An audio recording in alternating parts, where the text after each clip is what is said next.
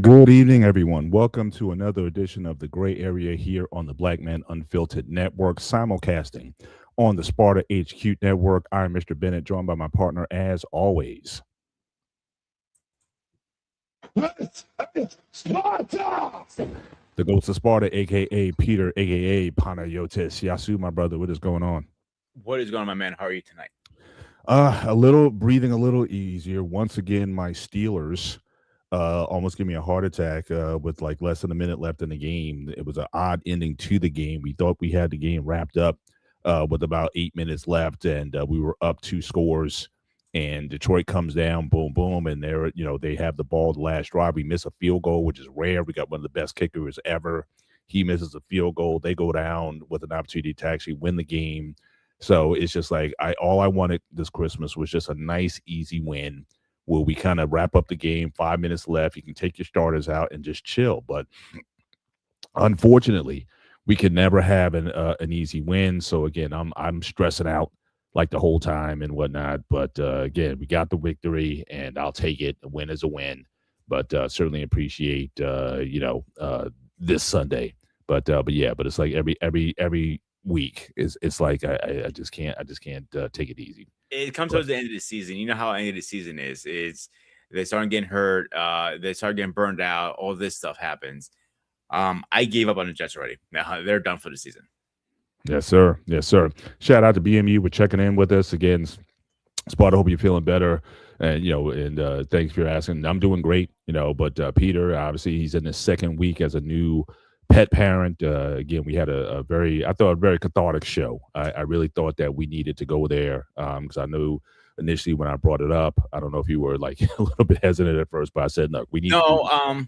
I was gonna mention to you I want to do that show anyway. I was determined to come back on the air Sunday, no matter rain and shine, emotional, non-emotional, death or life. I was gonna be back on the air no matter what. Yeah, yeah, I yeah. know. But I wanted to do that specific show, like on grieving, pet loss and whatnot. I thought that was just very because we could have took because we got gray area shows like lined up in terms of we could have just went with the next show and just kind of played it Mhm. off. But I I didn't wanted want to do to, that. yeah, Like I told you in our text message, yes, you did a tribute episode for yourself for Alex, but I had to do one for me. yeah, It was part of my closer to talk about it. It did help a lot talking about it. Um, I still miss the little guy. Even today, Apollo is set in front of my door. Like Alex is just the exact same way, just different dog. mhm, He's both of Eagles. They set the exact same way. Lay down, and he was looking at me like Alex. He's just got me a little emotional, mhm. and like I do miss the guy. It's rough. I'm still trying to process it. I just got a phone call yesterday that his remains will be home Tuesday or Wednesday, the latest. Mm. So that is going to be a little emotional roller coaster. Yeah, I'm sure. I'm Um, sure. Me Sure. crying a match over him is not as much anymore. Hmm. I still have a moments that I still cry a little bit, but not as much. Apollo has helped me emotionally more than anything you can think of Yeah. Yeah. because he's taking my focus from grieving to training, if that makes sense. No, for sure, for sure. And that was a topic of the conversation last week also. I know shout out to our guy King who was in the building last week. He was talking about, do you might want to take some I know some people when they grieve, they want to take some time off Mhm. and not have I did speak to King another actually. dog or whatever. Yeah, Um, I'm saying that's a different philosophy and whatnot. I'm saying you could have yeah, went in that direction, but you chose to, just walk into a new relationship like that and use that as part of your therapy to kind of, help to get over Alex. So again, I can understand a person going either way. And I'd like to say I've known dog owners who the pain of losing dog was such where they just could never bring themselves to own a dog again, even though you know that their lifespan is it's not like they're with you for life. But yeah. certainly So I Alex can understand that. is going to leave a mark on my life because he wasn't just like Hercules. He wasn't just like Goldie. He's not like Apollo. He was a very unique dog in every shape, way, or form. He was a very gentle dog. He was he had his hyper moments, the zoomies like they say, and then he had his moments. He just wanted to jump on the couch and chill with me and hang Sure. out. Yeah, absolutely. No doubt. And No there doubt. were times like he just wanted to play. It was very hard to explain how Alex's personality was. One Mhm. thing I will say, whoever met Alex, he left a mark on their lives. No doubt. No doubt. And everybody who's hearing this was like shocked. Like Alex was fine. Mhm. That's the problem. Mhm. He was Yeah. fine. Yeah, and that's going to be hard in any case when you have a healthy individual. In fact, I just heard a good friend of ours just found out that he had actually he's a friend of a friend, but we've been to his house several times and just Mhm. found out that he's got a very aggressive cancer that he's dealing with. And just I was just kind of blown away because I literally his birthday was just a couple days ago. I gave him a belated shout out, and then my wife told me later on about his condition. So I was very kind of moved by that. But yeah, you never know when things going to happen at any time. Health is our greatest asset, and And our enemy too. yeah, unfortunately. But certainly for you guys coming in tonight, I saw early in the chat, Mariana Constantine, always a big supporter of the channel. Thank you for being here tonight. Braxton, the Snake Fiend, certainly in the house tonight. My man Eric is certainly in the certainly in the building tonight. Then we got some other folks here. Lucy 9130. Appreciate you being here tonight as well. Carlos Vargas in the building tonight. Appreciate you guys being here. Just make sure when you come in tonight, make sure you hit the like button.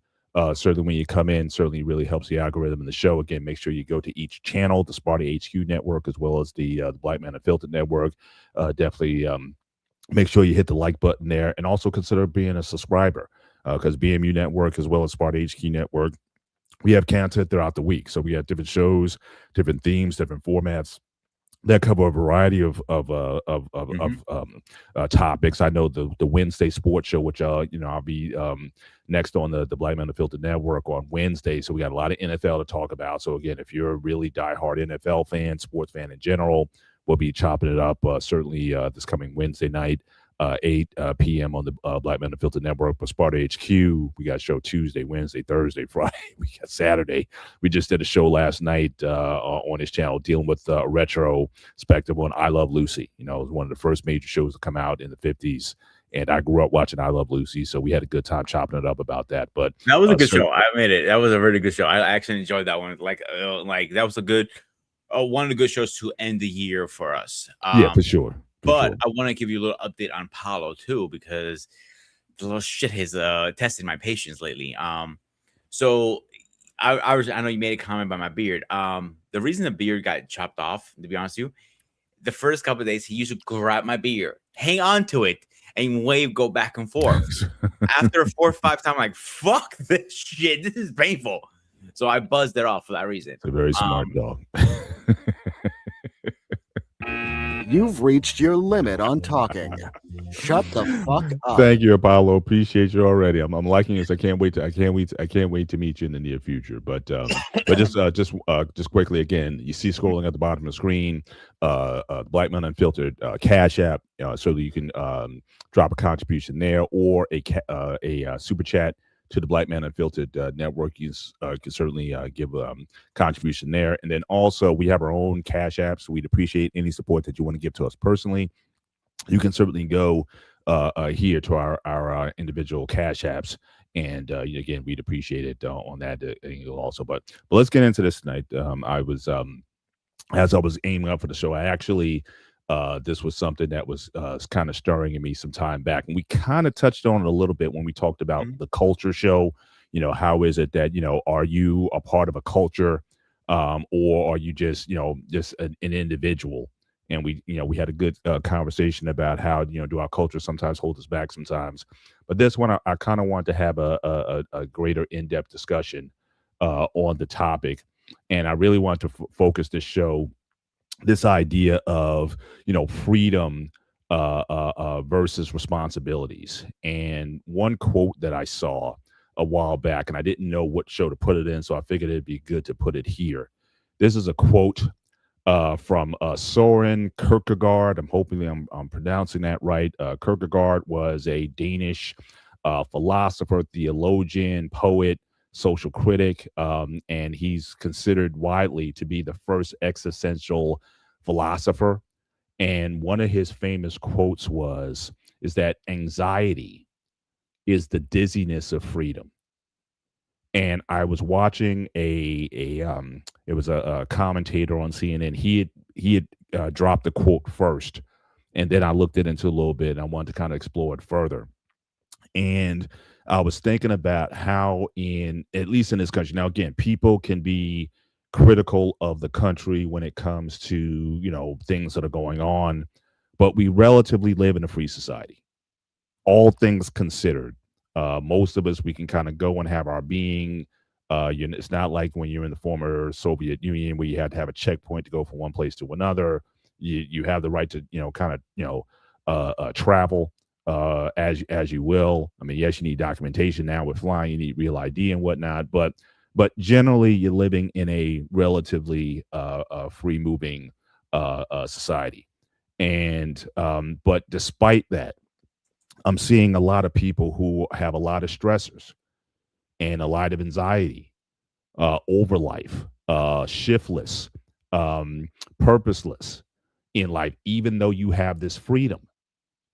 And you probably have more freedom. Like I know my kids now probably have more freedom today than certainly I did, or the parents that certainly came before me for a variety of reasons. Whether it be systemic racism or segregation, slate, whatever the issue is, they have a lot more freedoms than I do today. But they still deal, each one of them in their own way, with a lot of anxiety. They all, because of their personalities, they all express it differently. And you ask the question sometimes, well, why are you stressing so much about things that at the end of the day, and my wife and I, we shake our heads sometimes, because it's like at the end of the day, does it really matter? The things that you're stressing over, I mean, at the end of the day, what's it to you to be so petty over things? But I'm seeing a lot more of that in young people today, and just younger generations, period. So I wanted to kind of explore this topic tonight. But I want to kind of get just with your opening salvo, what is your thought on this quote? What does this get you thinking about? Anxiety is the dizziness of freedom. That freedom, some people put it another way, freedom isn't free. And so, I want to get your opening salvo on that. Before you go, I got Craig. Shout out to Craig being in the building tonight, all the way from the UK. Always in the building. Appreciate your support as always, and everything. And enjoyed having you on the show last night. Talk about I Love Lucy, and I hope you go back and certainly get a chance to watch a lot of the episodes. And if you hear something on the background, my dog is literally scratching scratching the sofa next to me right here. So that if you're hearing that sound, that's kind of what's going on. But what's your opening thoughts on this?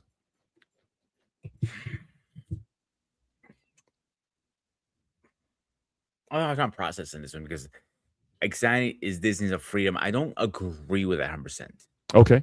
because my personal experience, I do suffer from anxiety. It's not freedom. It's usually suffocating because you have so much things going on at once. Like you have bills coming up.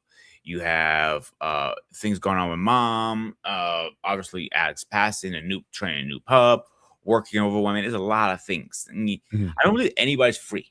The saying you say freedom isn't free, I agree on that statement more, because you can't be free because you have to give something up to get the freedom.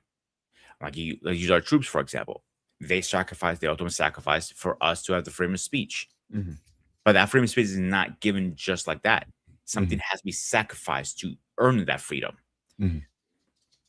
To even myself as a Greek American, I had struggles. Same as you, Paul. Some were very similar. Like I've been slammed against a police car multiple times because, why are you have the window tinted? Because I like my windows tinted, or because because my exhaust was too loud, or whatever the case is. Every stupid reason you can think of. And this is before body cameras were a thing. And cops could get away with a lot more than it can get away now.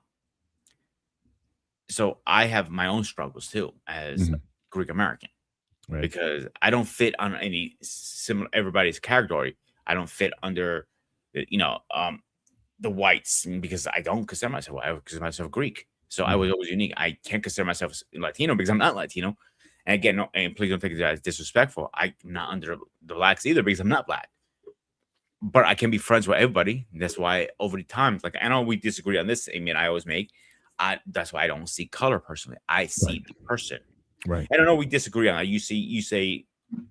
Adam, I say Respectfully could disagree because yeah, again, yeah, yeah, I of understand course. what you're saying, but I just see things look, bit different. I think we Yeah, both want to go in a positive direction. We both want to put a positive spin of on it. So course. it's not a contentious disagreement. It's just about perspective.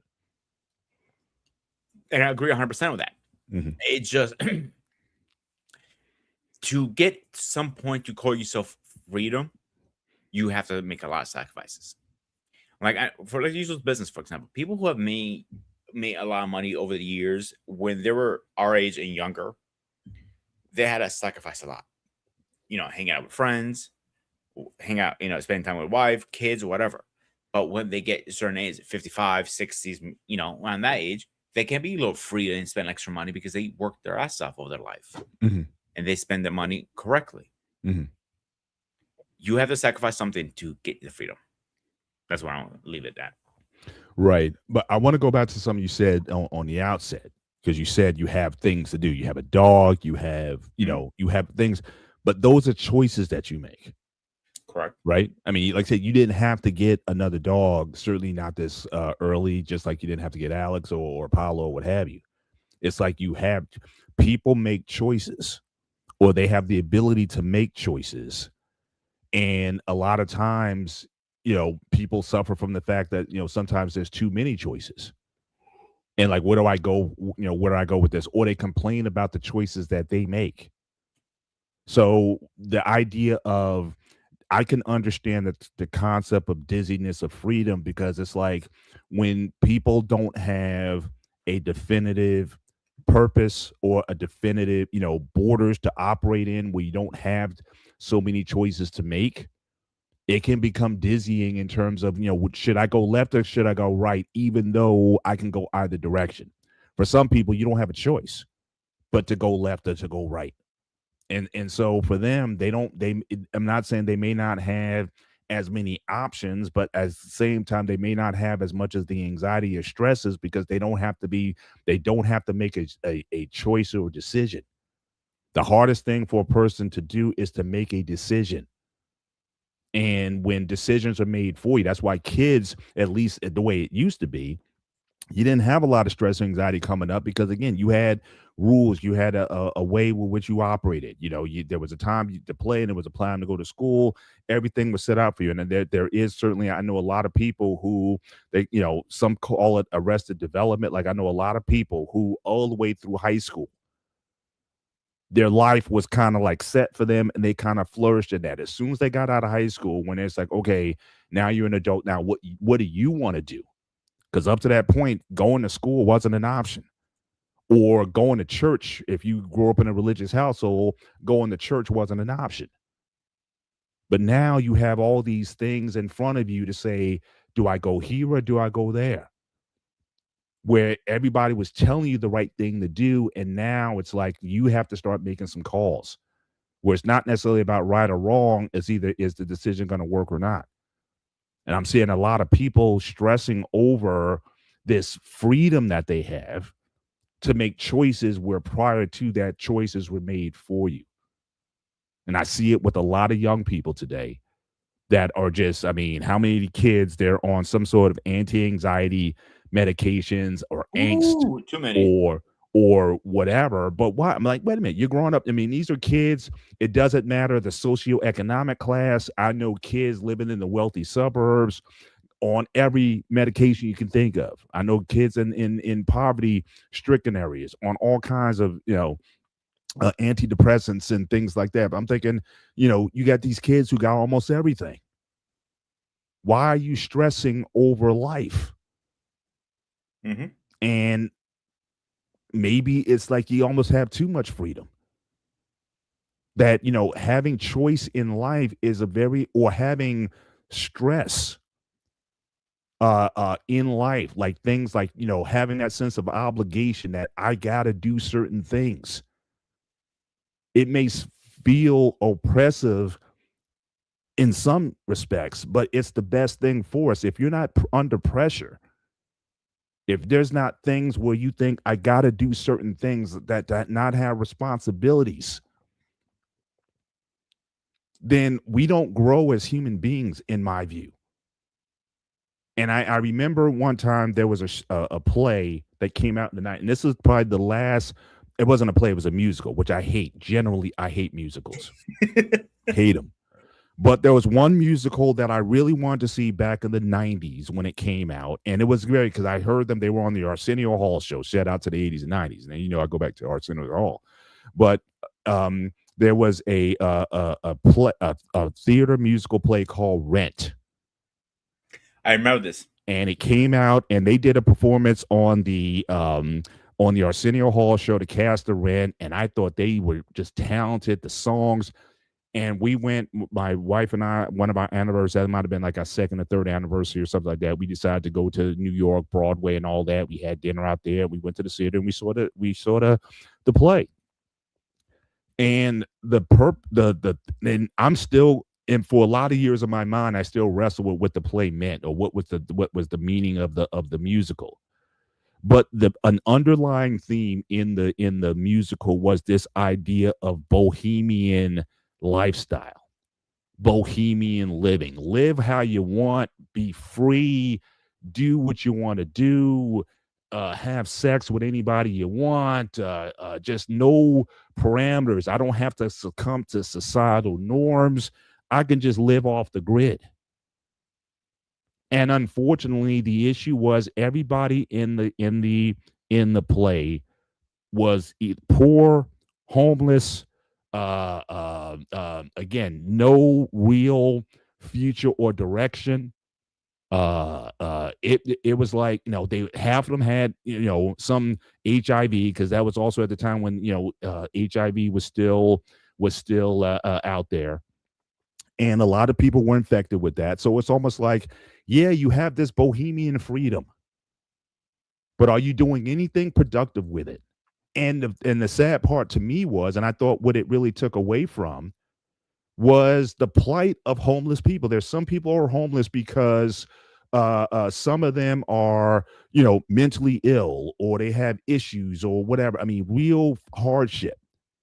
But you had people in the play who were very smart, very intelligent. They could have got a job, Madison Avenue. They could have got a job anywhere. But they chose this kind of, I don't want to conform. I want my freedom.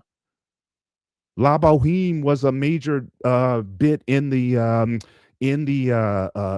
play, in the musical, and it was kind of like a Caligula kind of thing. It was, they were grinding and humping each other, and it was just this wild setting. And I'm like, if that's the message that you're trying to present, is that life better than having some parameters, having some borders, have some obligations, having some, are we better off when there's no accountability, no responsibilities? So I can understand that the theologian, when he talks about, yeah, I mean, when we don't have something that anchors us, I think we suffer. Because I'm like, it's great in your 20s when you think you're invincible, and you got, you think again, you can do anything you want, and you can. But once you hit 35, 40, 45 years old, you got nothing, no career, no family. We talk about, how many times have we talked about family on the show? Where the family's at? Who's going to take care of you in your old age? Apollo. But I'm just saying. So I think that there is something to this idea of, yes, I mean, I can appreciate those who say, look, I want to be free. But are you simply trading one type of, or versus having responsibilities? But are you trading one thing for another? And is it, at the end of the day, is it going to be the deal that you thought it was? Because, yeah, it's so cool that you can just kind of do these things. So I know that play had a real big impact on me, and I was kind of upset when I left it for a lot of reasons. And I was, talking to my wife. I was talking my wife's ear off about it. But if anybody's ever saw that play in the chat, if you ever saw Rent or either in person or if you saw video or DVD of it or whatever, what was your thoughts on it? If anyone's showed that, but it was a very popular show for a lot of years in the '90s, and so a lot of topics there. But I would appreciate the chat if Um, anybody goes there. Two things really fast. I'm gonna respond to Greg's little comment he made. A smart ass. Greg, do me a favor. Bite my shiny Greek hairy ass. Number one. Mm. Second, I think you need responsibilities. Not having any responsibility, have a lot of freedom, doesn't teach you anything. Just being reckless. And now, when you have all that freedom, when you have responsibility, you have to go to work. You have to pay a rent. You have to pay car insurance. Now you get the anxiety. Oh my god, I can't go hang out with my friends. Excuse me. Or I can't go out, have a beer. I can't go do this. I can't sit home and smoke weed all day long. Whatever you did before you got that job, it goes bye-bye. But when me and you grew up, we had responsibilities. Like, for example, you had to go to school X, Y, and Z. In my case, you guys know I took care of my mom at a very young age. I worked. I did volunteer work. I took care of my dog. I went to martial arts school, into school, Mhm. and I still able to handle it. My anxiety didn't kick in until I was an adult, when my mom got sick, and in my early 30s. So, but that's legitimate reasons, because obviously somebody has cancer, is trying to juggle everything by yourself with no backup is a different story. Mhm. But when you have the zero responsibility to be prior, and you have to drop everything you're doing, now you think that's unfair. Mhm. I say to these kids, grow the fuck up. Mhm. I But respect it's parents. yeah. I respect parents who put boundaries on their kids. You, Mhm. you come home, do your homework, walk your dog, whatever your responsibilities is. And like, everybody has different ones in the house rules. I assume you had responsibility for your kids when they were younger, right? Oh, for sure. But just looking at my background, and for those who are coming in, I appreciate the steady stream of people coming in tonight. We're basing the show tonight on this quote, and again, we'd appreciate any commentary which you may have on the quote in the chat from Zoran Kierkegaard. Again, this was a Danish philosopher. He said, "Anxiety is the dizziness of freedom," and tonight we're tackling the topic of freedom versus responsibilities. And so we're kind of playing with the night tonight. But you're interested about the way we grew up. Again, I had few options. I didn't have a lot of freedom for a lot of reasons. One, I was with a mom who was a paranoid schizophrenic, and she wouldn't let me out of her sight. So, like when the kids were outside playing and doing things and running, and back then it was like, okay, you come home by supper at 5 o'clock or whatever.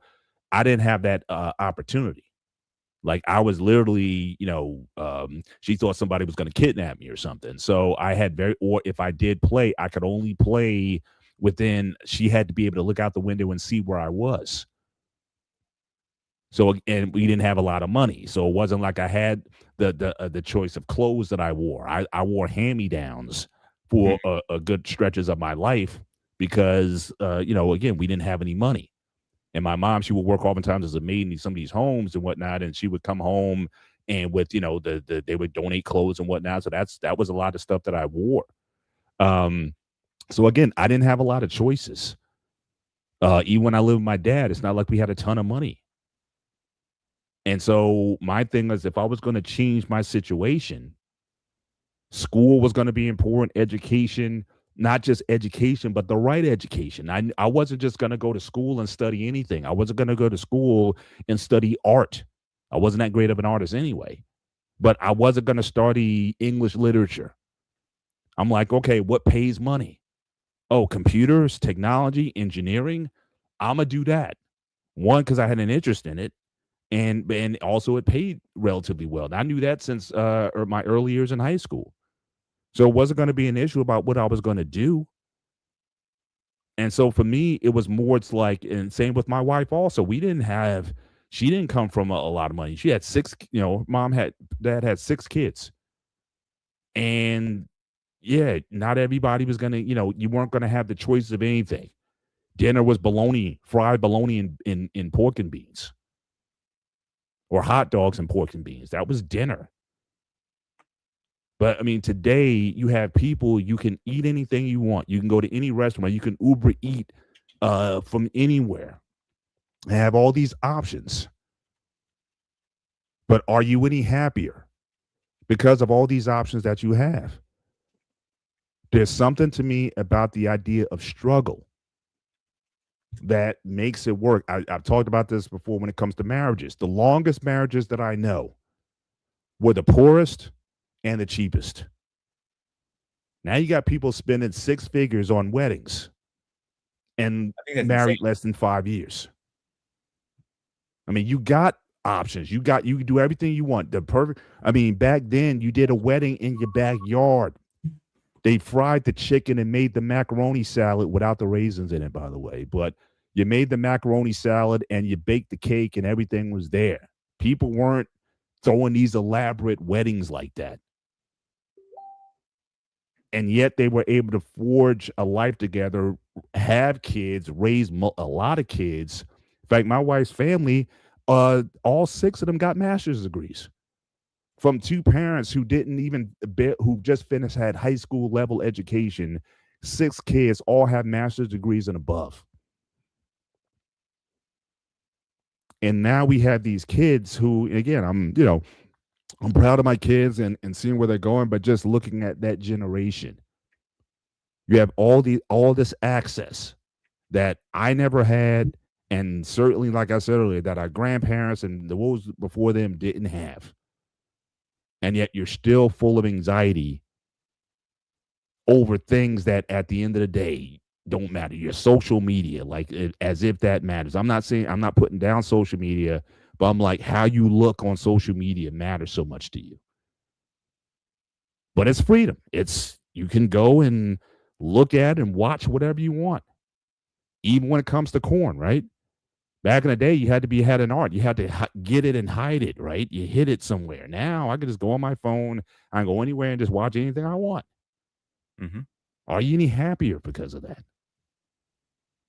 So that's kind of where I'm sort of driving this conversation. That for me, the best things that happened in my life was, obviously, again, finishing school, getting into a career, whatnot, but getting married and being a father. That did more to mature me and shape me into a man more so than anything else. That if it wasn't for that, I don't know where I would be right now. Because my mindset was such where, look, I got to step up, especially when I became a father. I got to work. I always thought I had a decent work ethic, but it went up like multiple fold when it's like, look, I got people depending on me now. So I wouldn't be that. And even when it came down to when I had to take care of my parents in their latter years, that was another, again, I tell people all the time, that's why I lost my hair. I legitimately lost my hair because of the stress of dealing with being a husband, being a father, and having to take care of my parents and trying to maintain a career all at the same time.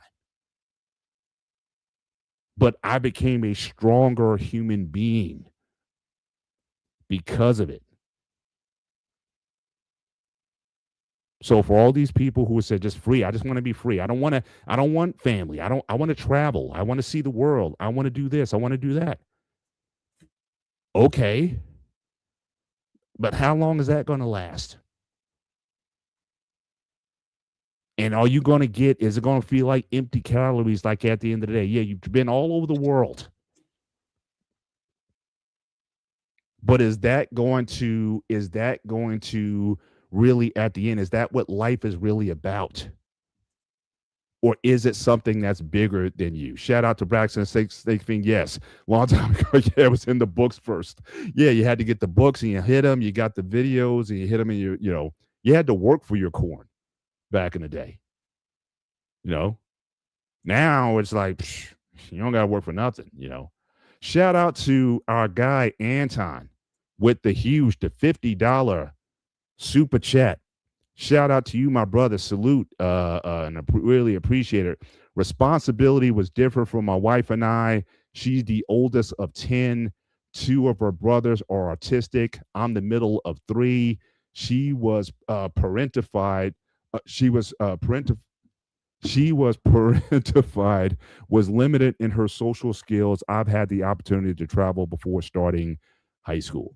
Appreciate that content. Yeah, we all come from certainly different places, and I'm sure in her case, she had to maybe grow up a lot faster than she probably wanted to. She would have loved to have gone to like what young people are supposed to do: go hang out, go to parties, go to movies, go to the skating rink, go to whatever, or travel the way you did. But she couldn't because she had to handle it. She had to take care of some things. But but I'm sure. But again, what if she wasn't there? Where would that family be at this point if she wasn't put in that position to step up and do? We've been limited. I said, Peter, my man Eric, also, we've all understood, and had that obligation. And I say it's an obligation to take care of our parents at some point, at the expense of our own interests and likes and income and monies and things. Because again, we could have spent our money elsewhere, but some of that money had to go to support them.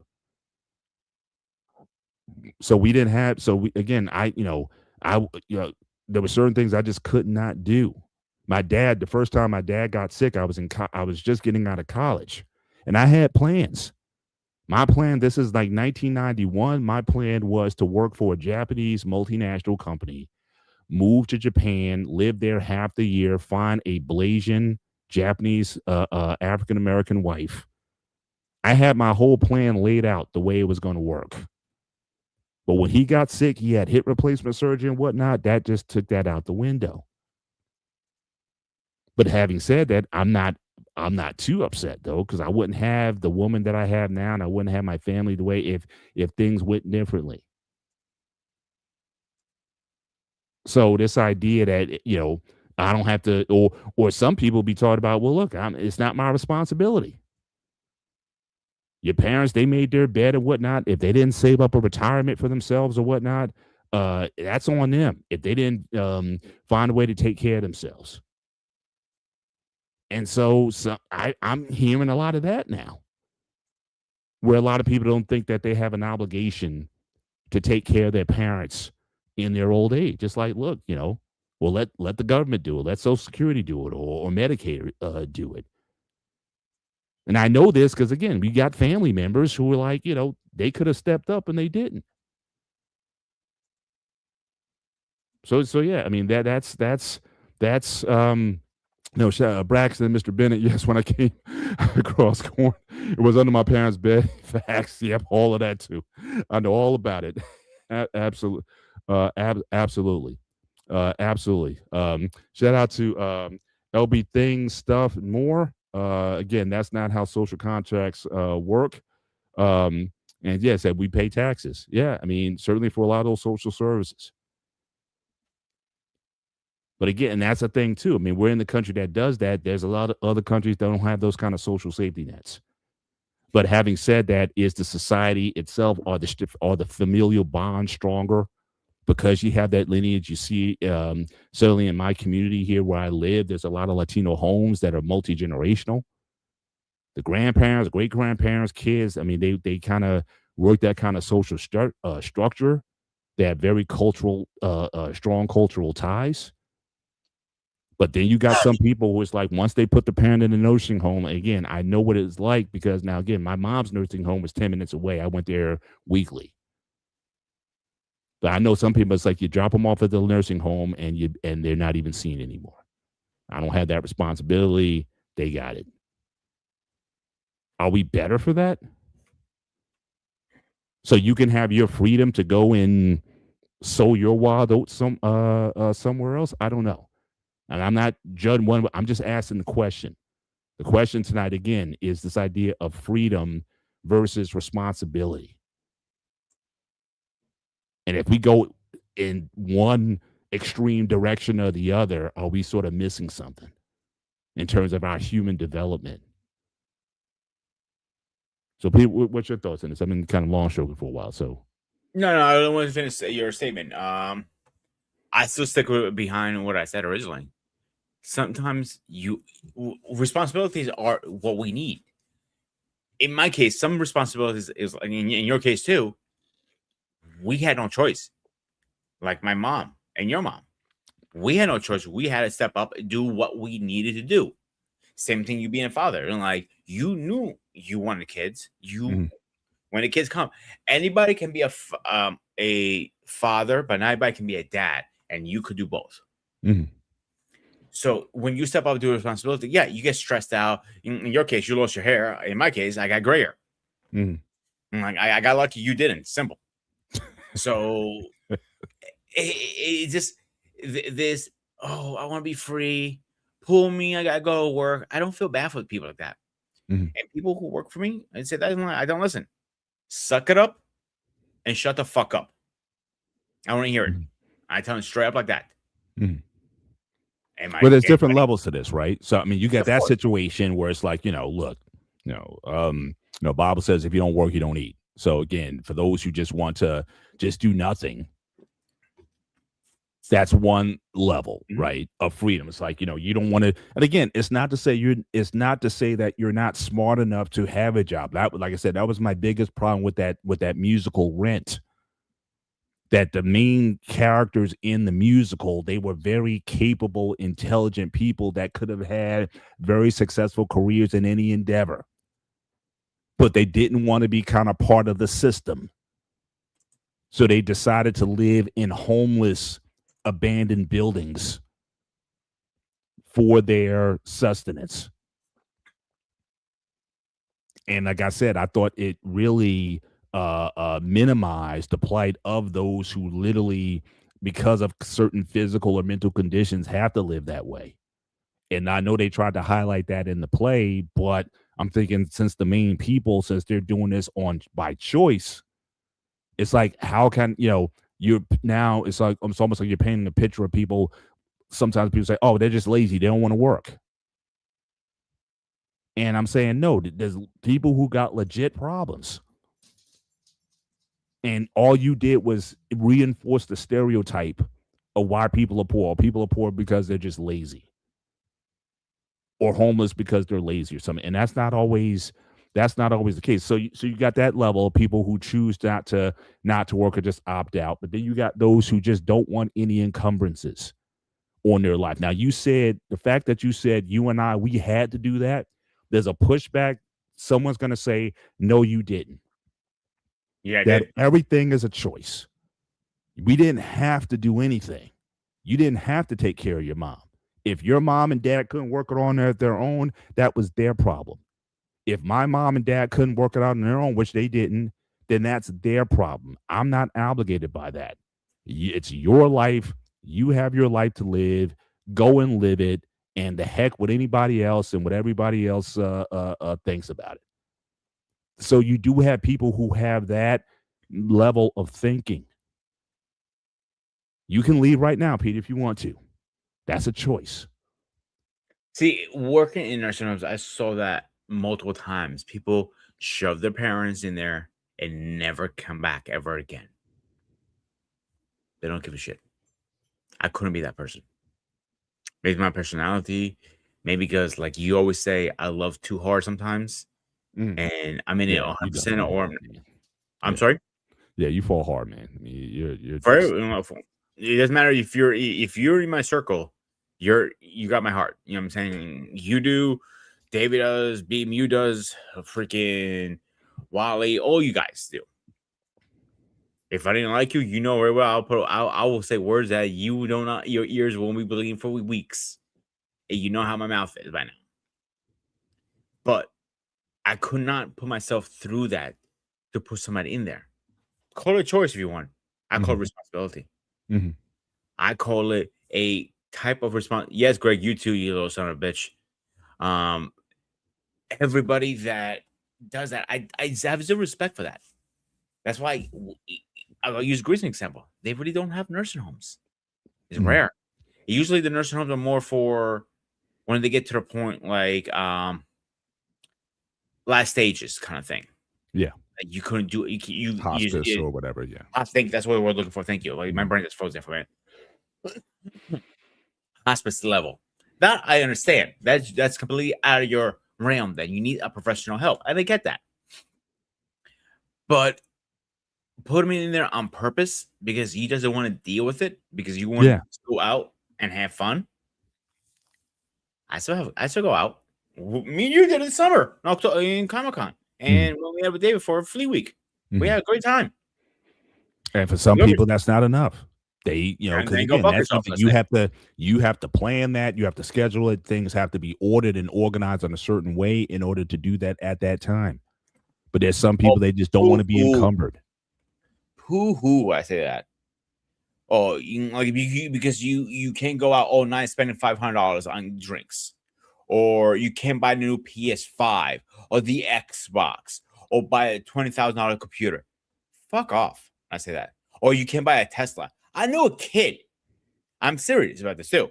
A kid sued his own fucking father because he wanted a Tesla and he ended up getting an Audi instead, a used Audi. And he goes, I have an image to represent out there. I cannot be walking around with a used car. And look, I almost looked at him. I was like, so when I heard the story, I go, you're fucking kidding me, right? I love a used Audi. A luxury car? My dad paid for it? Shit.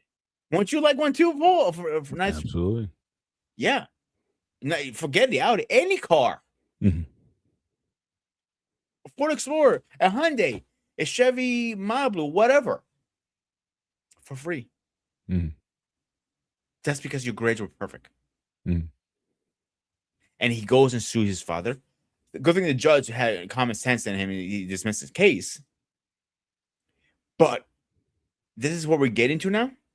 Because you're not getting what you want because you don't have your freedom. Now I'm going to sue my own folks. In my opinion, again, I might be stepping out of line. Those parents failed him. Because I know parents, my buddy George, he owns multiple businesses in his area. And he makes his kids work every weekend. Yeah. After school. Yeah. They're doing something. There is not a free ride. He went with me. Right. Well, then that gets into another aspect as well. The idea of parenting and what is the primary responsibility of a parent. And are you doing a disservice to your kids? You're giving them opportunities and freedoms that maybe you didn't have. And I think a lot of parents operate from that. It's like, look, I want my kids to be able to do what I couldn't do. But then you're going to have to ask the question at the end of the day, is that mindset? You could be doing it even for like, what's the word I'm looking for, I wouldn't call the right reasons, but again, they're not meant to harm.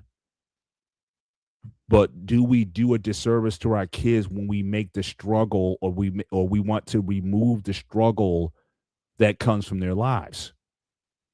Like I know kids who never worked because their parents had them in travel team since 6 years old. All they did was go to school and play football or baseball. They didn't have a job in high school. That everything was paid for. They're getting $300-400 bats. They're getting, traveling all over the country. I've known kids who've gone. I've never gone to Hawaii. I've known kids under the age of 10 years old who've gone to Hawaii multiple times. And look, I'm not hating on someone's bread. Look, if you got money like that, hey, I'm not hating on you for, again, being able to expose your kids to the world. But the fact that they didn't have to work for it, or if, God forbid, if they develop an entitlement sort of mentality where they think they deserve it, are we doing something to our kids in the long term that's hurting their development? to be responsible human beings? Are we simply just creating a society full of narcissists that just think that they're just entitled and that the rules don't apply to me and that there's no accountability, that I can do anything that I want, or if I get in trouble, you know what, my mom and dad will get me, they'll bail me out, they'll make a political contribution, or at the very least they'll hire the best attorneys possible to get me off of what I should have gotten. So these are things that as parents, we got to start asking ourselves, what is the goal here? What are we trying to do here? And I even think about that now because, again, I see where my girls are. And again, in a lot of areas, I'm proud of them, especially my one who's in medical school, because the good thing about her is she's understanding what struggle is. Just living outside the country, having to adapt to a new environment that's just not built up to U.S. standards. But it's made her so appreciative. She's talked to me and said, she's so appreciative of what her mother and I have had to sacrifice for her to be where she is. But she had to get out of the country in order to really, it kind of hit home for the first time. It's like, wow, mom and dad really, they really gave up a lot for me to be here. And there was like an appreciation that, when I heard that, I mean, that was, I'll play it off, but yeah, it was, it was touching at the end of the day. So these are things that, these are things that I worry about with a lot of people. There's such a sense of entitlement. There's a lack of accountability. And should we even be surprised by the mindset that's totally separated from everything? Your parents gave you everything, but you don't feel an obligation to have to take care of your parents in your old age. I think that's a problem. I do too. So, but for you guys in the chat, your thoughts on freedom. What does freedom look like to you? And I'll ask you that same question. So again, given what we understand, based on the responses that we have and whatnot, what does freedom look like to you? Do you believe you're a free person? And if so, how and why? And so just from your perspective, what does that look like? But certainly for those in the chat also, are you free? Or do you feel that, you have a lot of responsibilities, and are you good with that? Or do you think you may have too many responsibilities? So Peter, from your perspective, how do you, where do you feel you are in your life in terms of, your freedoms and your ability to move? I feel like I'm comfortable where I'm at right now. Mm-hmm. Between the last several years, I took a lot on, not denying that one bit. It was a roller coaster the last several years, but the reason I said I took a lot on is first it was just my mom's cancer and the responsibility of me keeping a roof over our heads. Then I added me doing this as a side hobby. Thought, hey, I might strike it rich one day. I'll be in Mr. Beats. Still think I'll be bigger than him. Swatch. But then I took more responsibility at work, meaning I need to be more time out there. But I finally am in a place that I am comfortable at. If I need a day off from work, let's tell them, hey, I need an extra day. Okay. Mm-hmm. Okay. Yeah. Just come in early next 2 days, and so we balance the hours out. Cool. Or if I need a night off from this, I go, hey, Paul, can you cover me a night? Sure, Pete, no problem. Send me with you. I might break your balls, but that's out of love and just fucking around. Same thing with the dog. I have somebody who can walk Apollo if I needed to for a day. When I was sick and when Alex was still alive, I called Mariana. I go, yo, I'm sick in bed. Can you walk Alex for me? Yeah, no problem. Those are the people that make your life easier. People you need. People that you want. I do believe, if you know how to balance your life out, I don't see a problem with it, to be honest with you. I Mhm. think it's more you stress out over stupid shit for no reason, Mhm. if that makes sense, what I'm saying. Yeah, but that's anxiety, sometimes for having too many freedoms. Um, See, a buddy of mine, his father said to me one long, long time ago, don't stress the little shit. But guess what? Everything is little shit. And he goes to me, you're not going to understand that. I'm like, you're right. I don't understand it. Till I hit in my 30s, late 30s, like 38, 39, the last Mhm. 2, 3 years. Truthfully, yeah, It makes sense. Why yeah. stress about all the little shit? Because everything's little shit. Mhm. Oh, the dog peed on the carpet, or I got my headlight went out, or I got a fender bender.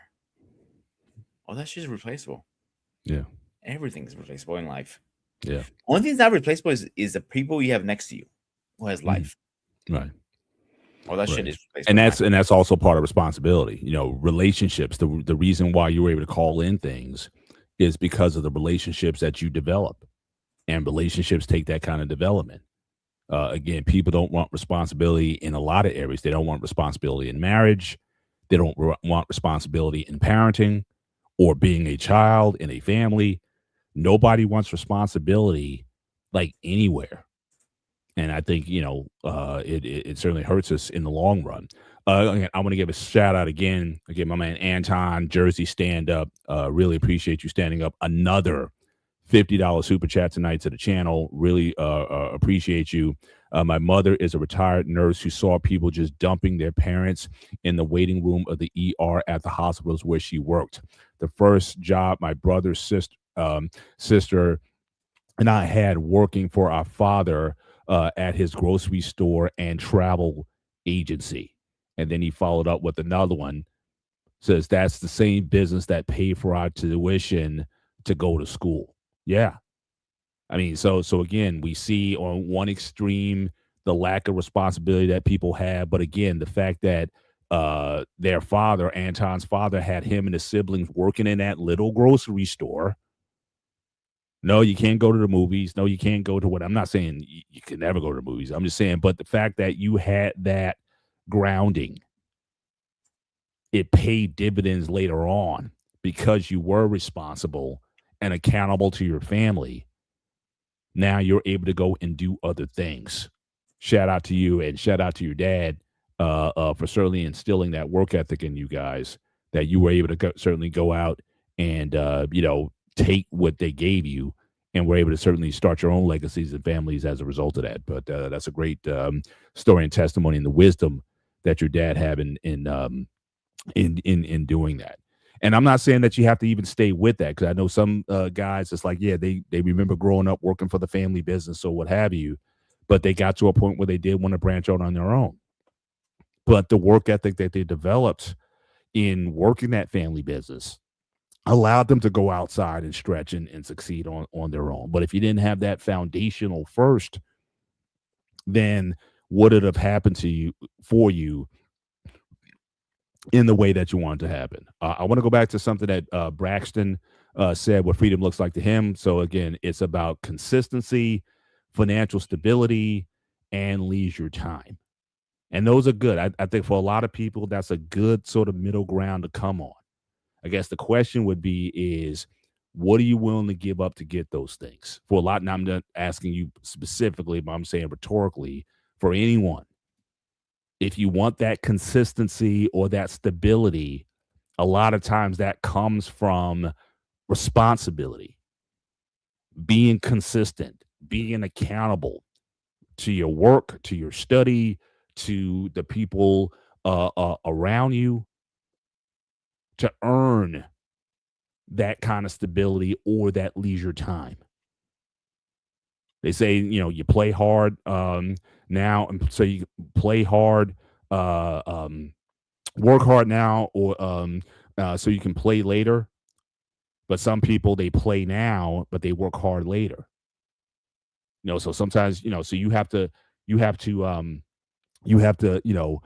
understand the cost, and sometimes that cost means doing things that you simply don't want to do. And a lot of people, they just want to be able to do whatever they want. They never, and I see this with a lot of people who are constantly, I know people, they have a lot of ideas and they have a lot of dreams and they get a lot of things. Hey, this will be a good, and you see this, people have like these get rich quick schemes or something like that, or hey, this Mhm. is, but they're never consistent. They don't stay with anything for any period of time because again, they don't have the discipline to stay with something for there's certain that you have to shut down. Like I said, sometimes, when you're student again, I remember in school, if it was outside my meal plan, it was tuna and ramen noodles. That was my dinner, late night dinner every night. Every once in a while, when I got some money, especially when I got my refund for my tuition back, yeah, we'd splurge a little bit, get some pizza and things of that nature. But a lot of times there was no money for pizza.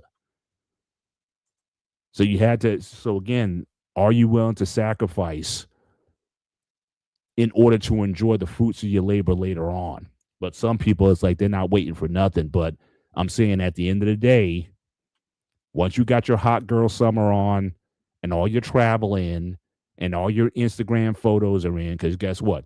You're going to get old. That body that you want to show off in that hot bikini and everything, that's going to get old too. And at the end of the day, what do you going to have to show for your life? And it's interesting because I've talked about this several times um, about different cultural events that I've gone to. So balancing that I understand the idea to balance. You need to be around people you can trust, absolutely. But that's something that takes time because trust is built, Craig. Being accountable to people so that trust can be built. But again, a lot of these people who don't want freedom or responsibility, they're the least trustworthy. You need them to come in a pinch and do something for you. I'm sorry, I got busy, or they said they do it and then they don't show up. Oh, because something came up. They're always shifty all the time. There's certain people, they're good for the high time, for the good time. But will they be there for you? Will they put the emotional investment in the relationship that I can count on you, I could depend on you because you're there in good times and bad? We talk about fair weather friends. When everything's hype, they're there all for everything. When it gets a little hot, they can't be found. You're much better off with a couple of ride or die friends that are going to be with you in good times and bad than have a bunch of people who are just hanger-ons who at the end of the day don't really mean anything. But you got There to are very put the few people that will take a bullet for you. Let's put it straight up like that. Those are the people that I want around me. When shit hits a fucking fan and we're at World War 10 or whatever, Civil War or whatever, you look to your left, look to your right. Who has your 6? Who has your 12? Who has your 3 o'clock? Those are guys that I want in my corner at all times. If I pick up this goddamn fucking phone right now and I tell them, shit is hitting the fan, I need you up here as soon as possible. Are you going to get in your car? You will, Paul. I know that for a heartbeat. I don't know if you ever got in a fight in your life, but that's a whole different story. Mm. But you would still at least talk me out of it. If I called you like I'm about to fuck somebody up, you're going to try to talk me out of it at least. Yeah. And you got to be mindful of those who try to always get you in a situation because people talk about, yeah, ride or die, we go for each other. But being around someone who's shifty or unstable or irresponsible, they will drag you into situations that could potentially damage your reputation or your health or both. Someone who's hot-headed, like there's people, again, I'm fortunate I don't have those kind of people in my life. Hey, dude, But I've you got known me. people, it's like hotheads. You're in the bar, you're in the club, you always picking a fight with somebody. Someone's got their girl there, you trying to hit on the girl when she's there, you get into a fight, be like, all right, boys, we got to go in, we got to handle this. It's like, bro, what are you doing? Is that the type of person that you need in your life? No, of course not. I have disconnected people like that who every time my phone rings, like, man, I got shot the other day. Like, why the fuck did you get shot this time? That's the question I got. Oh, why the fuck you got punched in the face this time? I don't need drama. I got my own fucking drama in my life. Yeah. I don't need other people drama. Yeah. Like, But those are those same people, they'll claim loyalty. they don't. Fuck that. They don't.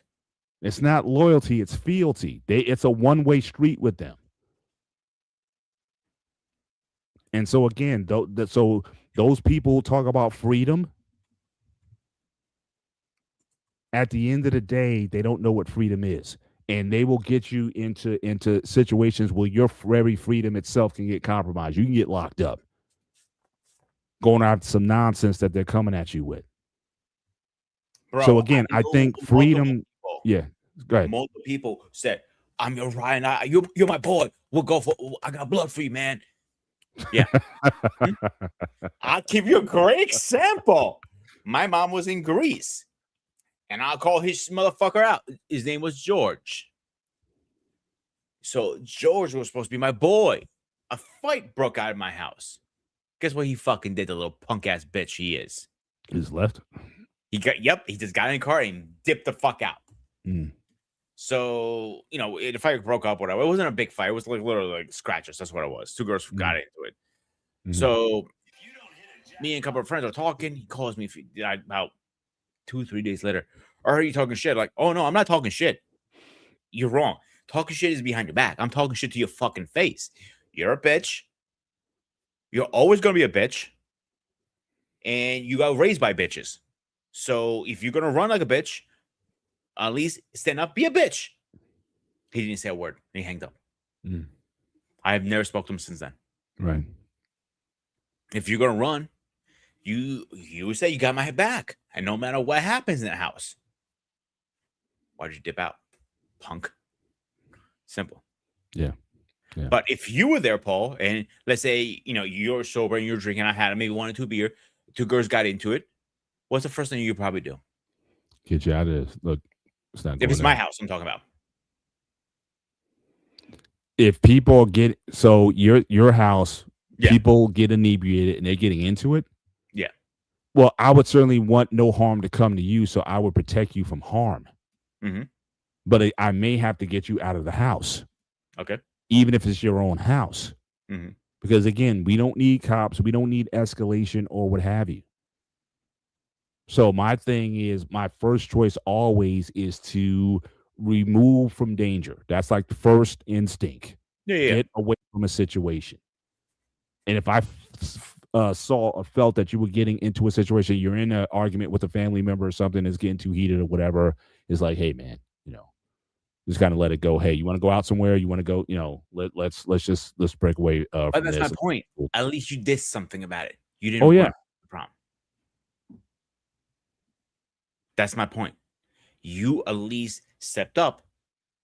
Whatever, friend, man, whatever you want to call the situation. Mm-hmm. Hey, go outside, have a cigarette, or go outside, get deep air. Let's go for a walk, or let's go for a ride. Mm-hmm. Let's decompress the situation and come back later. Mm-hmm. I can respect that, but you didn't just walk away and say like, "Fuck it." Yeah, that's these boys that say they're from the streets. The only thing they're from the streets that I respect, they're going to be back in jail. Mm-hmm. When I worked at the prisons, that's what I saw. Repeating people, they're out less than 24 hours. They're back in. Yeah, they say, I don't want to change the subject, but when you say you're from the streets, you're so proud about it. One thing you should be proud, you're behind bars your whole life, and you have nothing. But it's interesting that you're going in that direction, because I think there's a lot of people who confuse freedom. Now, again, I know from a spiritual perspective, not to get too biblical or whatever, but I know Apostle Paul, he talks about this idea of, again, being free, even though you're a prisoner. Like, there were a lot of times where in his ministry, he was in prison. But even though his physical body was in prison, his mind wasn't in prison. But you got some people who are on the outside who are not in prison, but their brains are in a prison. So we got to ask ourselves, like, what is freedom. That has to do with not only your physical freedom or your ability to move around, it's also your mental and emotional ability to move around. And more times than not, people are not free in a lot of areas or the areas that are important.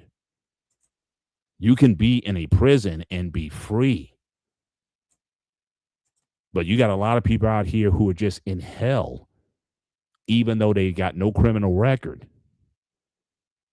Because again, they're worried about it. They got so many anxiety over things that at the end of the day are not fruitful in life. So I think for a lot of people, we gotta, I think have the conversation about what is freedom. And I don't know if we, if people really invest that time. Because again, all those choices that you have, it's almost like it's an illusion. You think you have choices, but those can become a prison in themselves. I got so many responsibilities. I got so many options. I'm into this. I'm into that. I do this. I do that. You take no time for self. There's no self-reflection. There's no question of, what is the value add of this activity in my life? And are you willing to even walk away? I can't walk away from now, but I thought you were a free person. So I think freedom. I guess where I'm kind of going with this is I think freedom in many ways is an illusion. It sounds good. It tickles the ears. You know it seems like that's the area where you want to be. I mean, in America, we talk about it all the time, especially in the Cold War, right? We said, oh, in the Soviet Union, they're not free. They live under communism, but here in America, you're free. And I'm not saying people don't have certain mobilities here, but what we've been seeing certainly in the last few years, a lot of people aren't feeling very free. A lot of people feel that a lot of options are getting closed off to them. So again, who's got the better system? Was communism better? Was capitalism better? Or is it just a different type of bondage? But but it makes you feel. Because even in a capitalist nation like the U.S., 1% make it. 10% of people make over six figures. 1% make over $1 million a year. But America is really good at selling you on hope and opportunity. Like, you have this dream that you can make it, that you can get out of your situation. Go to a Tony Robbins seminar and you think you can conquer the world. But is that real? You say, yes, I'm free. I can buy anything that I want, but did you buy it outrightly, or do you got a bunch of credit card debt on top of it? Because you can buy things or put things on credit, you think you're free. Or you think you're living your best life because you can go and do these things that someone maybe in a third world country or even like in a communist country with limited freedoms or whatever can't do. You think you're free because you can go and rack up a bunch of debt. I mean, we really got it. Like I said, that's the brain work that we have to do. And understand that in responsibility, we made responsibility like a 4-letter word. I don't want responsibility. I don't want to have to do. But I think that's always been part of the human condition. We've always done better when we were responsible, when we did have obligations to people, to society, to community, to family, to friends. Generally, we're better off because it makes us get out of our comfort zone and do things when we're pushed to do things that we normally wouldn't. So what do you think of that statement? That is freedom in a way an illusion? It sounds good, it feels good, but is it even real? I think is a word that stimulates your brain. That's it.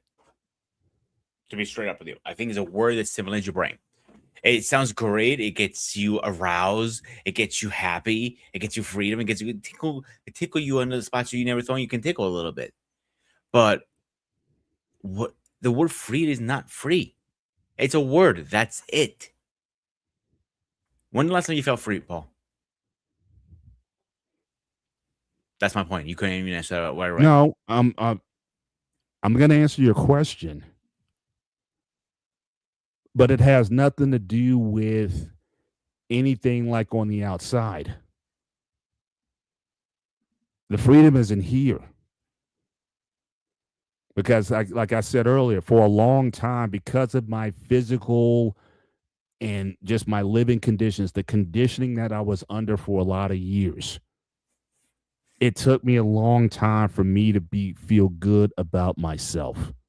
You asked me on the show a couple weeks ago, who do you admire? And what did I say? When you did that show on people you admire, what did I say to you? Nobody.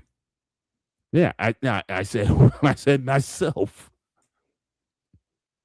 Because when I look over my life and seeing the things that I had to overcome,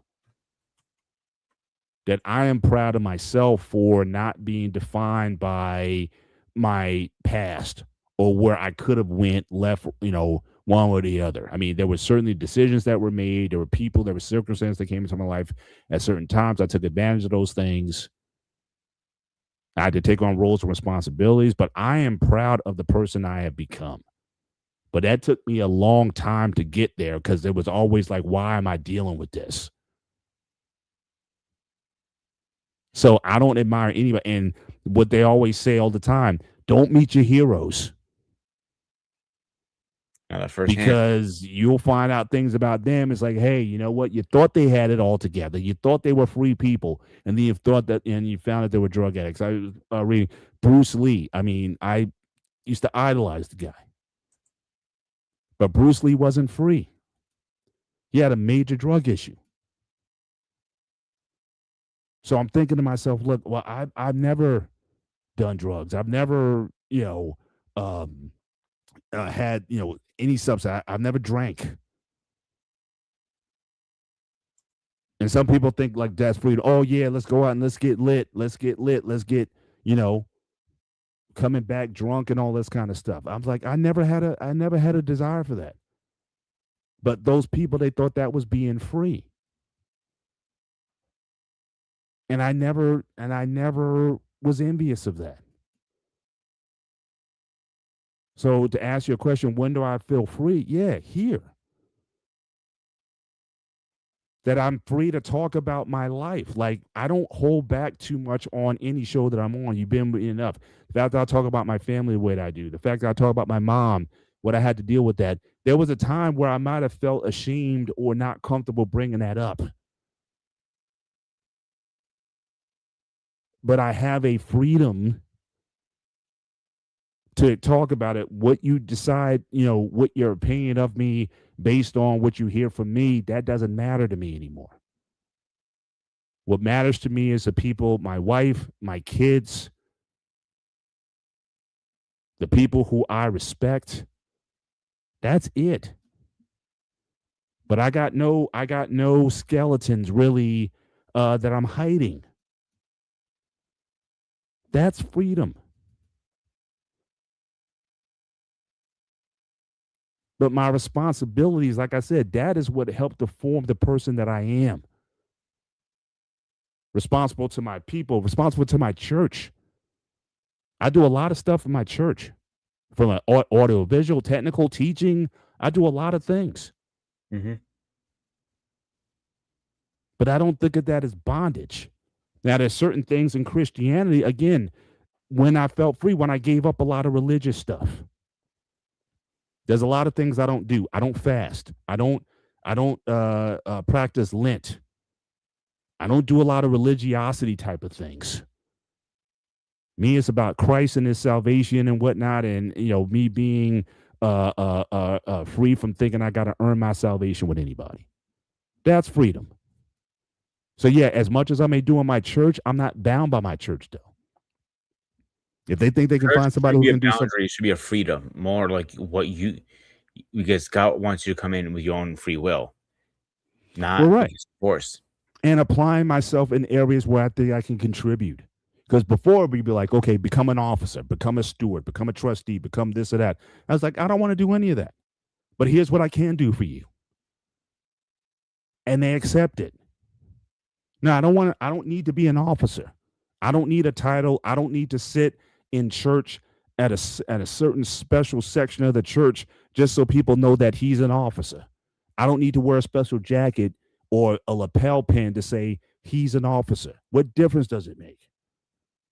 Is any of what you're doing, all this religious stuff, is that really helping anybody? And Not really. so I freed myself from a lot of that spiritual bondage. But I'm just as passionate now about Jesus and his sacrifice than ever. But I don't think I have to give up certain things. I still listen to rap music. I still, hang out. I still watch movies. I still do things.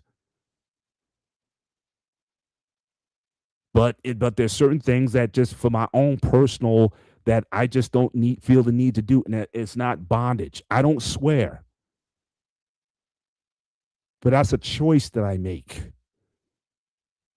because I got to a point where I just didn't think it's not worth it. And I've always said in these spaces, swearing, in my view, doesn't earn you any money. It's bad for business. So why do it? So I choose that. So that's not, do I have an obligation? No, I just chose. I just don't want certain things. I just don't want to project that. And so I don't swear. I've never had a drink. Like I said, I've never had a desire to drink, even though I've had plenty of, in college, it was all over the place. Hey, you want a beer? Here's a Jägermeister. They used to drink Rolling Rock beer and Jägermeister was like the main beer in college for whatever reason. I had no idea. Oh, in Bush and Coors.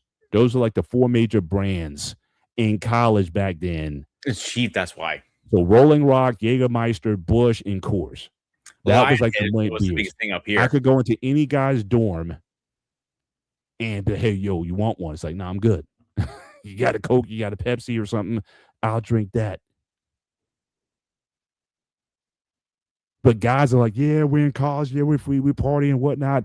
And go out drinking Thursday night was rush night, frat night or whatever. Come back, everybody smashed, everyone's throwing up, everyone's vomiting. It's just disgusting. But that's freedom to you. I never got that correlation. So getting back to your question again, in here, I'm as free now as I've ever been. But I got a ton of responsibilities that I openly embrace. And I'm better because of those responsibilities. So for me, that's where it is. But any other images or illusions to freedom, I think it's hype. I think it's an illusion. It's not real. And so, yeah, I mean, I think that people really need to, again, take that assessment. If social media or your image is so much, I remember today I had to go to my wife and I got dropped off like a main car, and my kids, they still have a beater car. Like, I mean, we got them this car 5 years ago during the pandemic. It's a 1998 Honda Nissan Sentra, beat up, rusted out.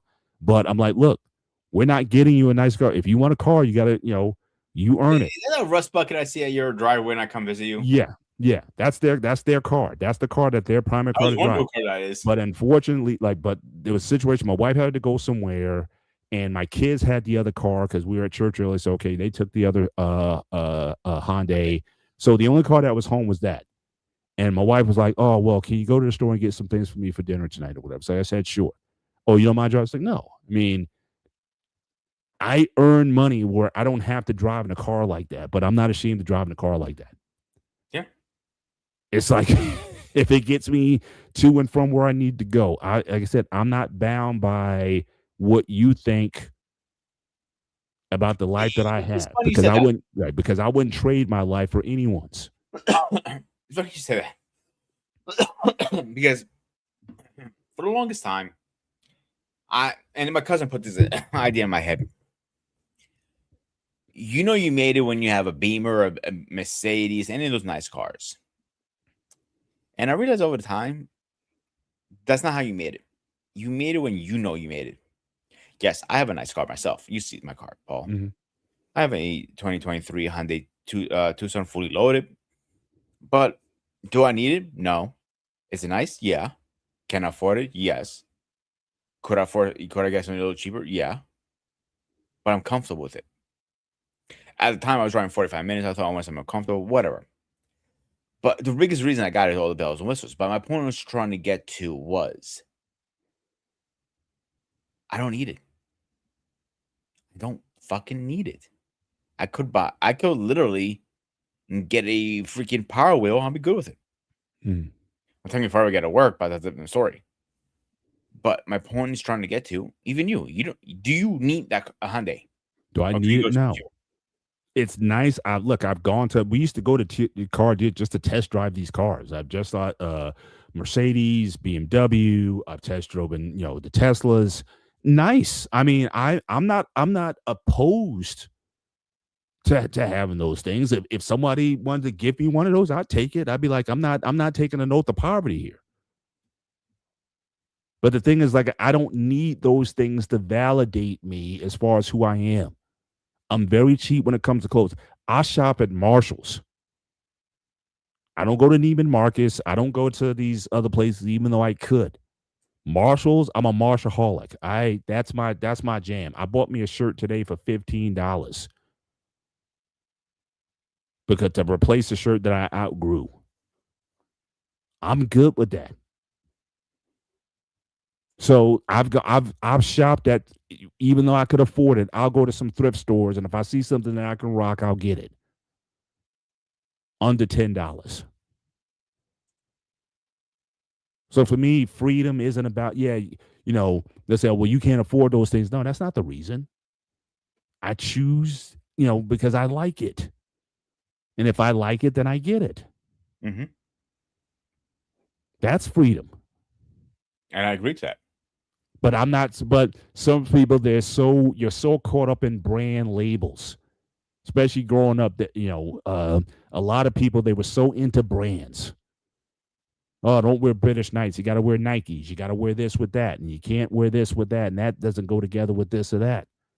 I'm like, who cares? These brands, to me, you're the dumb one, because how much you're spending on that brand, and how much are they making that item for in China? They making that thing for $2 in China, but you spending $200 on it.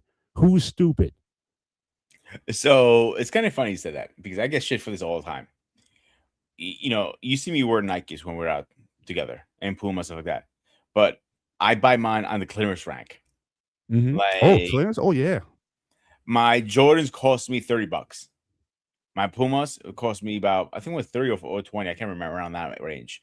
The most expensive shoe I have in my closet are my boots, my because you need a nice winter boot, and they're expensive. Let's be honest with that. Doesn't matter, no brand or whatever. Those are always whatever. You can't, cheaper than $80. You're not gonna find them. You know what I'm saying? Mm-hmm. And a pair of my dress shoes, and that's a little exception, I think. Everything else, my Kevin Klein clothes, because I get Kevin Klein jeans because they feel more comfortable on me. Clearance. I literally go to clearance rack. I get the coupons. They email me all the time, and they have another discount in there. A $30, $50, whatever it is. It comes down to like $20, $15 pair of jeans. Mm-hmm. I'm cool with it. Yeah. I don't need Kevin Klein's, but they're comfortable. And I've heard someone, I don't know if it was Warren Buffett or someone, said something like, broke people buy brands. Yeah, actually, like, that's true. If you know, like, how millionaires spend their money, like Warren Buffett, how he lives or whatever, these guys aren't spending all their money on these luxury brands. And the funny thing, when you see me like example, Under Armour shirt and stuff like that, none of them have been bought with my money. Most of them are gifts. It's rare when I buy something, and when I do buy something, again, it's a clearance rack. It's always clearance racks. Or I buy something on Amazon that is 3-4 years old, and they're trying to get rid of it for pennies. Yeah, I'm cool with that. Yeah, I don't have expensive clothes. I don't need expensive clothes.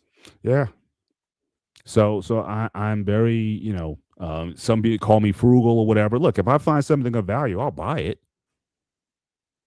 But I'm not going to be so overblown to say, okay, well, this because I'm validated because I was able to spend, even on like cologne, like guys spending $300-400 on a bottle of cologne. I'm like, Yeah, no, fuck nah. that.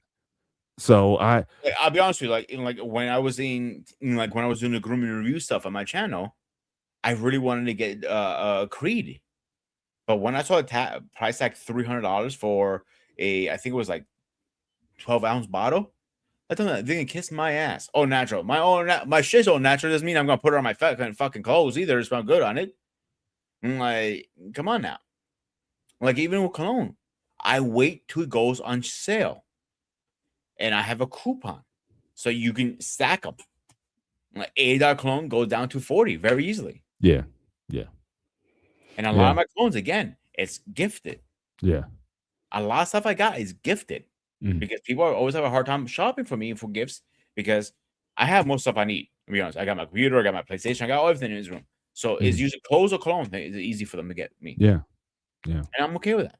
yeah. Yeah, they ask But me I what think at you the want. end of the day, you have to be okay, period. Because again, I know people who have all those things Yeah, and they're still I'm, not happy. The I'm one thing comfortable. that when I went on vacation, I think when we did that, because this time last year, I was on vacation. I was just getting back from a cruise my wife and I went on. Oh, that one you And went. Yeah, you had no PTO. I remember that. so that was one of the things that I observed when I got back was it's like, look, I mean, you are now again, some people, if you're an avid traveler, I mean, yeah, sometimes your tastes increase, right? Because you've seen a lot of things, you know what's good and what's not or whatever. And so you acquire a certain taste, a certain things that you expect from your travel. But in some of those people that I saw, they didn't appreciate anything. It's like, look, you're one of the few people who actually gets it, even though you got a ship with 5,000 people on it. Everybody thinks that everybody can just do this on the regular, and that's not the case. But you just think that this it is. But I'm like I said, I listen. I'm watching people's body English and body language and whatnot. It's like you're doing things that a lot of people with 99% of the world would love to do. You're in a position to do, but you're still unhappy. You find problems with everything. The food wasn't right. This wasn't right. Could be better. And this, you just become a critic instead of enjoying the vacation, enjoying the people that you're going on vacation with. Everything is a problem. See, And the I'm food just I'm that bad guy with. who just always shows up. It's like, I'm just happy to be here. I'm just blessed to be here. I'm not gonna lie to you, Paul. When it comes to food, I can be a critic at times because again, it's my line of work. I'm a chef. Mhm. So I can't. Sometimes I cannot take that out of me. It's just because I've been doing it all my life. I got you. Sometimes I'm a little bad at that, and people look at tell me like, "Dude, just turn it off." Sometimes. Yeah, because look, I still remember some of the food that I ate again growing up. I remember the times we had nothing but bread, like the end breads of the loaf of bread, the ends, Or the corners. the corners, and I had those, toasted them. I put mayonnaise on them, and I put some Lowry seasoned salt on them. That was my dinner. Like I said, we didn't have or some rice or something. I mean, we didn't. There were nights when again you just didn't have. And for whatever reason, I'm still like that's still there. It doesn't matter. I can have a $300-400 dinner, and I still remember that. So I'm not gonna crap on the dinner. I'm just grateful that I can certainly have the opportunities. Like I said, I'm not taking all or the poverty or saying that this is you got to live this way. I'm not saying that at all. But again, I have freedoms now. When I traveled over the summer, I had freedoms to do things that other people couldn't do. And you would go out to dinner with some people, and then everybody was just hypocritical. It's like, wait a minute, you're not even paying for this dinner. This is a corporate expense. You gonna turn this in? This is not even your own money. and you're complaining. So again, that's always in front of me where I was. And the freedoms that I have now, I don't, if you want to call them freedoms, I don't take those for granted. I look at them as opportunities, I look at them as blessings, and I'm grateful. And so that for me is what freedom is. And to enjoy, even when I was injured, when I couldn't walk for some time. And it sucked because, again, I had multiple, almost lost my leg. But it's interesting that as I got more comfortable with the situation and whatnot, again, I felt that I was free in a lot of ways. And so when I did get the stitches out and when I did take the halo off my leg and when they were able to kind of get me back to certain things, when I learned how to run again and lift weights and things of that nature, I felt, um, again, very privileged that I could come back to a certain extent and I could recover. And now at my age now that I can still do things that a lot of people who are younger than me cannot do, either in the gym or just physically, just be able to run up and down the flight of stairs 5, 10 times and not get tired. That's a blessing. Big one. Especially when I lost it for a while, when I couldn't do that for a while. But there's people who walk around, life sucks. I can't tell you how many times, even sometimes with my kids, I gotta snatch them up. Like, what are you talking about? My life sucks. Nothing's right. This and that. I'm like, calm down.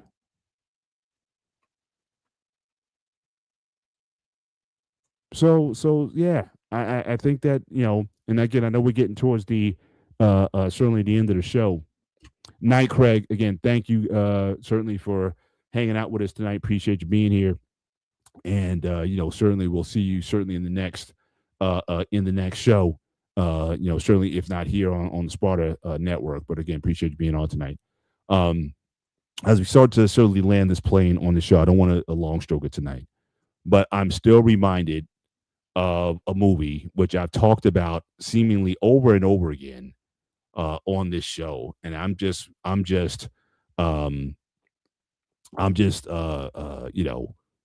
always on this. I think it's something that's a must watch. Watch this movie before you die. The movie is called Rollerball. Came out in 1975.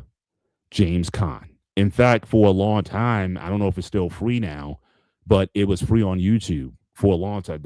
I watch a lot of free movies on YouTube, and I remember just a month ago it was free on YouTube. And again, I watched the movie so many times that it's like one of those movies. It's like, it's like anytime a movie's on, how you flip into the channels or whatever. It's like, oh, Godfather's on.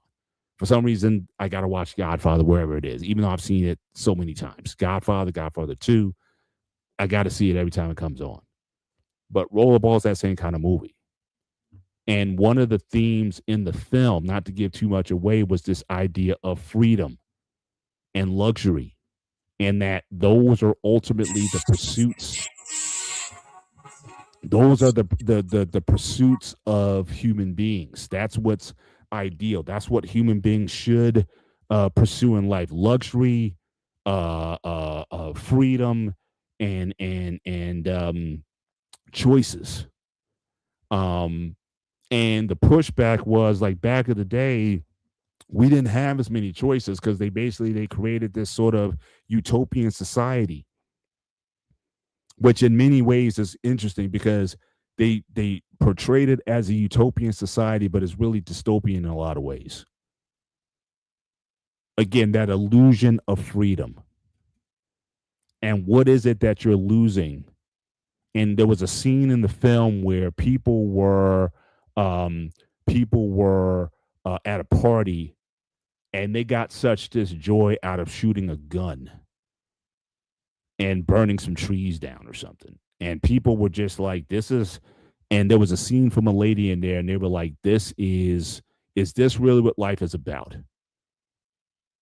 We got everything. We're, got these nice dresses on. We're in this high class and high society, and we think that we are living it up. Mm-hmm. But at the end, what happened was they got to a point where there was no purpose in the people's lives. People forgot what life was supposed to be about. And more times than not, it comes back to those core principles: connection, family.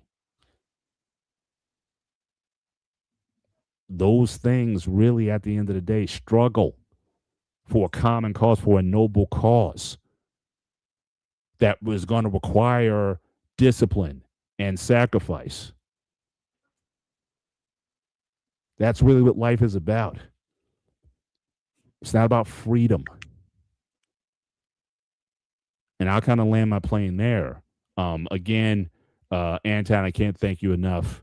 And certainly, I'm sure BMU can't thank you enough for your contributions tonight. Finishing off with another $5 super chat that says, one thing that freedom offers, the ability and opportunity to grow and become a better version of who you are.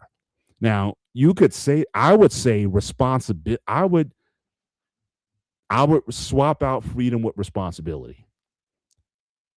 I understand what you're saying, but that's probably what I would do. I would probably swap those out. I know it was certainly in my case because that allowed me to grow in areas that I never could have grown in had I not been put in those situations. But I appreciate your comment, and I certainly understand what you're saying. Braxton, he's got a couple comments. I love the Wrecking Crew 1960. Yeah, you old school. Love that film. I got to check it out as well. I recommend it. A few familiar old school celebrities were in it, so noted. I'll definitely check that out. And again, Sinners. I know that's big. That's on my watch. For some reason, I haven't gotten there. But again, also explores that concept of having freedom. Definitely, that's on the watch list. And yes, and certainly from BMU. Again, definitely shout out to Anton for blessing the channel tonight. We really appreciate you being the super sponsor. Certainly for tonight's show. Really appreciate your contribution there. But Pete, certainly as we look to land this plane, any final comments from you when it comes to this concept of responsibility and freedoms? How can we come to a balance of these things and what freedom really should look like? So any way you want to take that as we certainly land this. Balance is what you make it. Freedom is what you make it. I'm comfortable. Paul's comfortable because we work for it. Work hard and you can get whatever you want. Like they always say, you put your mind to something, you accomplish anything. That's true. I'm a living factor. I was doubted all right and left. Well, you tell me I will be working at McDonald's because of my reading disability, all this shit. Guess what? Guess what, you little fuckers? Guess who's not flipping burgers? And you guess who has a dead end job? You guys, not me, fuckers. Again, you keep pushing. And that word freedom, I think this is a word that stimulates the mind. I don't think it's real. You can break it any way you want. Freedom is what you want to make it. Happiness, I think, is more important than freedom. Gotcha. And again, for me, freedom is, if this isn't free, then I don't care where you find yourself. You will never be free. And if that is free, then certainly you can be in any situation and still prosper in that situation, wherever that situation may lead you. I've known a lot of people, even in the prison situation, but they found purpose there. Led ministries there, got their trades in there, have been a benefit to the inmates in the prison. They've totally transformed. So again, a physical prison doesn't have to be a mental prison if once you understand what true freedom is. And certainly I would encourage anybody who is interested in truly being free, where freedom really comes from. And it doesn't necessarily come from what's in your bank account or what have you. Yes, sir. So parts of me are old school spirits. other old school films. Yeah, Cannonball Run. I remember those. But yes, I will definitely check out those two films. Noted. We'll definitely check those out. But again, if you're not free here, there's a lot of things you're going to feel in bondage, regardless of your trappings.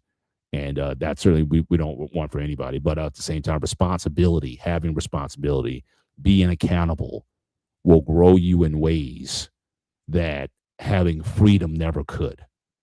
And you'll actually, whatever you think of as freedom, the freedom to travel or to go to places or whatever, you'll have a greater appreciation when you've certainly applied yourself in that regard. So don't run away from responsibility, embrace it. You'll be better off for it when you do that. But certainly I appreciate you guys hanging with us tonight on this edition of The Gray Area. We got we'll be back I guess next Sunday. I know we got the holidays coming up, so again, whether you celebrate Christmas or Hanukkah or Kwanzaa, or you don't practice at all, secular holiday or whatever, however you decide to spend this coming week, hopefully you can get together with some family, enjoy the presence of family, and build your bonds and build your tribe and strengthen your tribe, certainly in this particular time. But we appreciate you guys as always. When you come in, make sure you hit the like button. Certainly as you leave the show tonight, again, hop here, but hop over to Sparta HQ. Give a like over there as well. Consider becoming a subscriber to both networks, as we work hard to have engaging conversation. This is just me and Pete. We come from very different backgrounds, but we come together, black and white, into this gray area where we can have these kind of thought-provoking conversations that hopefully get everybody thinking about, again, how they can be better, certainly in these times. So with that, for myself, I am Mr. Bennett, and he is... This is Sparta! The Ghost of Sparta, a.k.a. Peter, a.k.a. Panayotis. This is the Gray Area for everyone. Take care. God bless. We'll see you next week. Good night.